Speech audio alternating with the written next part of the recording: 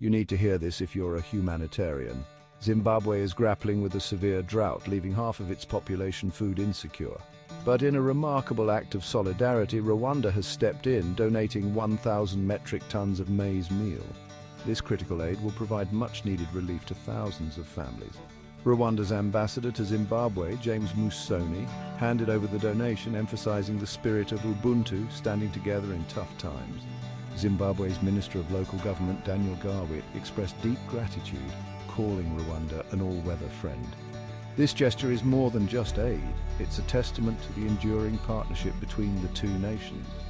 Just last year, Zimbabwe supported Rwanda during devastating floods. Now, Rwanda returns the favor, showcasing the strength of regional alliances. In these challenging times, acts of solidarity remind us of the power of coming together, ensuring no one faces hardship alone. A friend in need is truly a friend indeed.